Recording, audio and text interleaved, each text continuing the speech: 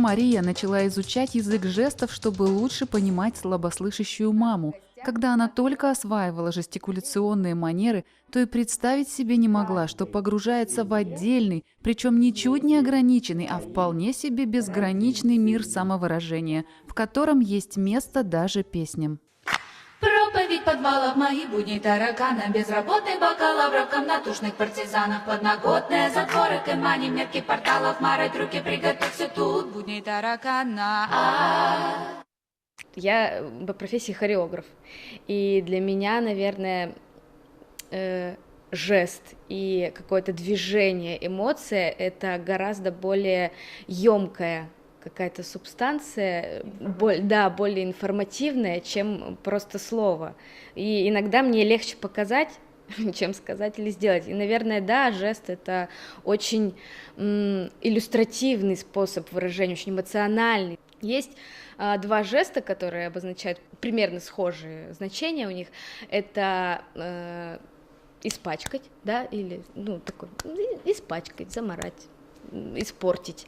И жест облить грязью, да, жест облить грязью выглядит вот так. Облить грязью. Вот как сказать на языке жестов «я тебя люблю»? Мы все поймем это? Я думаю, как минимум почувствуем. «Я тебя люблю» на языке жестов будет выглядеть так. «Я тебя люблю».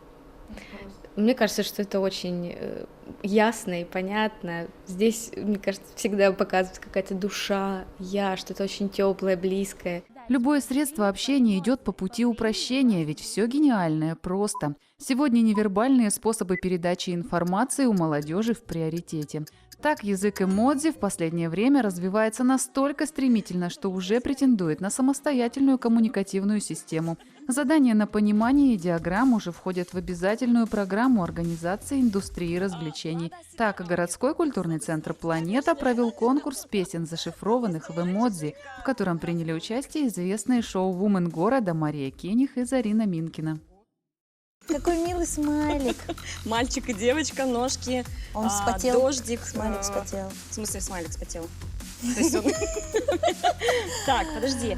А я шагаю. Не знаю, шаги какие-то, следы. Стас Костюшкин. Маленькие ножки топают по дорожке. Молодец, молодец. Современные автоматизированные системы перевода могут преобразовать любое словесное изречение в простой и понятный набор символов. К примеру, Михалковское «Славься Отечество» наше свободное может выглядеть вот так.